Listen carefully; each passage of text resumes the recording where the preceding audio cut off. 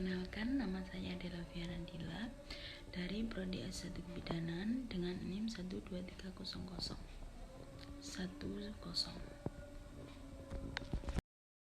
Nah, di sini saya akan menjelaskan biolistrik. Jadi biolistrik itu apa sih? Energi yang dimiliki setiap manusia yang bersumber dari ATP. Di mana ATP itu dihasilkan oleh salah satu energi yang bernama mitokondria, juga merupakan fenomena sel-sel jaringan tubuh manusia mampu menghasilkan potensial listrik yang merupakan lapisan tipis muatan positif pada permukaan luar dan lapisan tipis negatif pada permukaan dalam bidang bebas atau membran. Membran sel itu yang kayak negatifnya itu daripada di luar sel. Jika terdapat rangsangan maka ion Na akan masuk dari luar menuju dalam sel, dan membran sel berada dalam keadaan depolarisasi. Sel membran, kemampuan sel saraf neuron menghantarkan isyarat biolistrik sangat penting. Transmisi sinyal biolistrik mempunyai sebuah alat yang dinamakan dendris. Yang berfungsi untuk mentransmisikan isyarat dari sensor ke neuron. Sekian. Jadi itu pengertian dari biolistrik kepada tubuh manusia. Nah, yang kedua itu pengertian gelombang dan macam-macamnya. Jadi definisi gelombang itu adalah getaran yang membuat dari suatu titik ke titik lainnya melalui suatu media atau kurangnya hampa. Menurut Profesor Yohanes itu gelombang getaran yang membuat ini menghantarkan energi dan bergerak dalam kecepatan tertentu, namun tidak menyeret materi atau media yang dilewati. Sebenarnya kita sering menciptakan gelombang dalam kegiatan sehari-hari. Gelombang dapat muncul dan dihantarkan pada berbagai media atau benda, mulai dari permukaan air, bunyi, cahaya, hingga gempa. Contohnya, ketika kalian mengeluarkan suara sekecil apapun, maka kalian sudah menciptakan gelombang bunyi yang merambat melalui udara di sekitar. Kali ini kita akan membahas cara mengetahui cepat rambat getaran yang bergerak atau gelombang tersebut. Sederhanakannya, kita akan mengukur jarak yang ditempuh getaran yang merambat pada waktu tertentu. Gelombang dapat diklasifikasikan menjadi dua jenis berdasarkan, yaitu arah menjadi rambat getarannya, yakni gelombang transversal, dan gelombang longitudinal. Gelombang transversal itu gelombang yang getar partikel mediumnya tegak lurus terhadap arah gelombang. Sederhananya, bila keadaan kiri kanan, maka gelombang turut bergerak naik turun searah energi, yakni dari arah kiri ke kanan. Contohnya adalah gelombang atau getaran yang muncul pada tali yang bergoyang. Everybody asking how we doing, say we good. Don't need no one to tell me how to live just like they would. It ain't their business, but they in it. I don't know why. Revolved around my life after I Jadi yang ketiga itu penjelasan mengenai isyarat kelistrikan tubuh. Nah, apa sih itu elektromiografi EMG? Jadi itu EMG itu elektromiografi adalah prosedur pemeriksaan yang dilakukan untuk mengukur aktivitas listrik otot beserta saraf yang mengendalikannya. Elektromiografi dilakukan dengan menggunakan semacam alat pendeteksi aktivitas otot, sebuah elektroda yang terhubung dengan mesin EMG. Melalui bantuan alat tersebut, dokter dapat memantau pergerakan listrik otot dalam bentuk grafik melalui layar monitor yang terhubung, kemudian melakukan analisis berdasarkan grafik tersebut.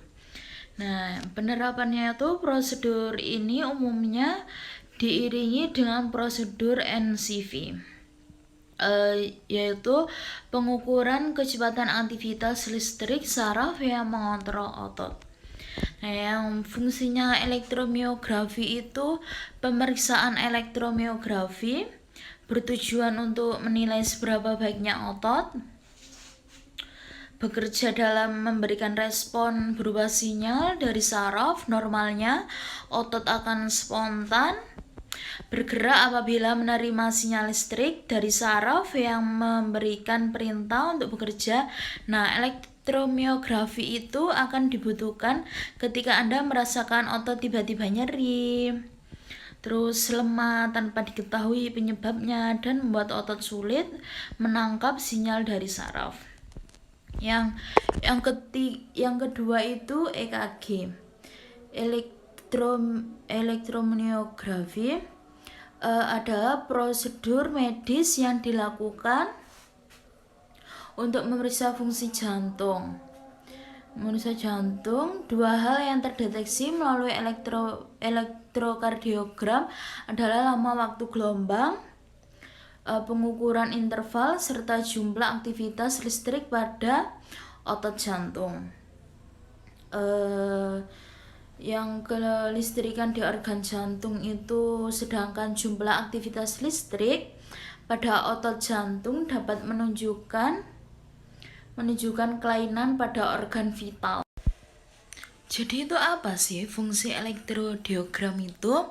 Secara umum fungsi elektrodiogram adalah untuk mendeteksi kinerja serta kelainan yang terjadi pada jantung. Selain itu, elektrodiogram juga digunakan untuk mendeteksi masalah lain pada jantung, seperti ketidakseimbangan kadar elektrolit, serta efek samping obat yang mempengaruhi irama jantung.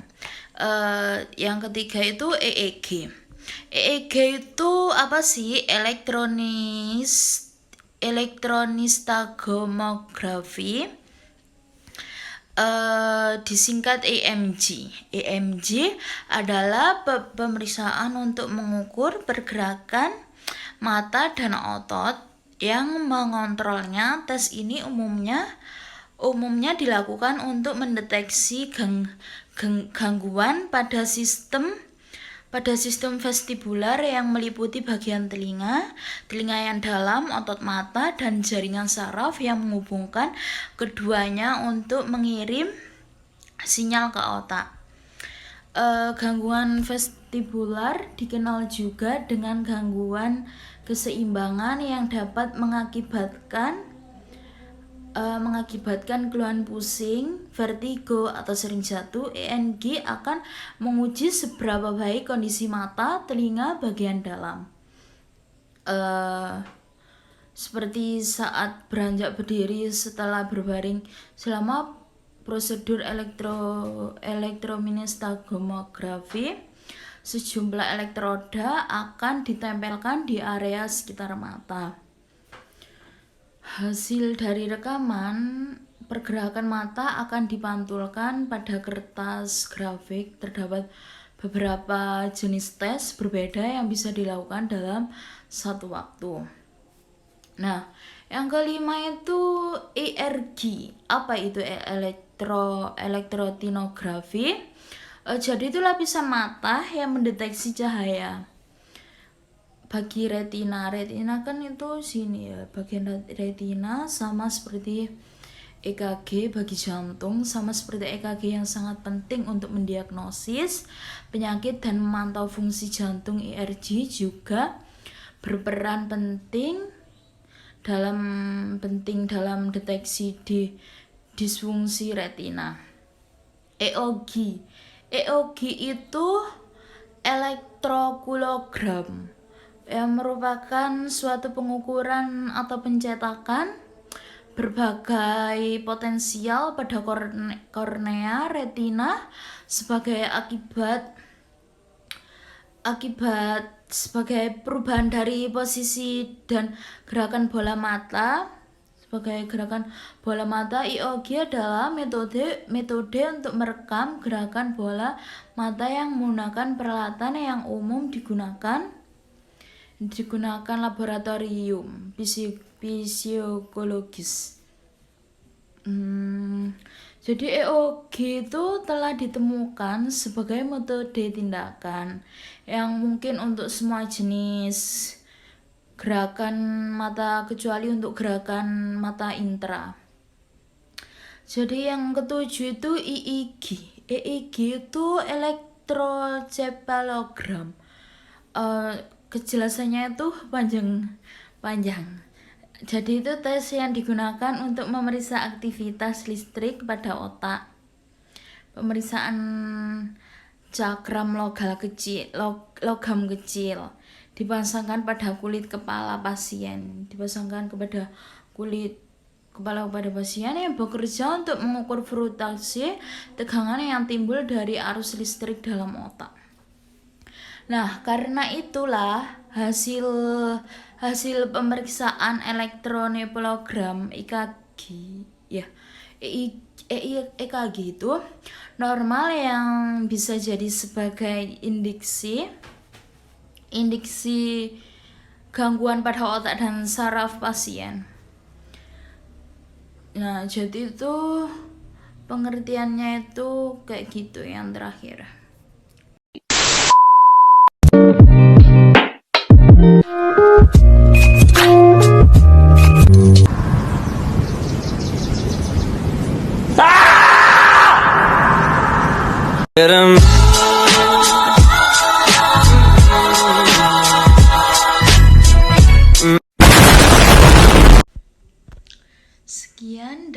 Sekian dari saya presentasi yang keempat ini, materi keempat biolistrik.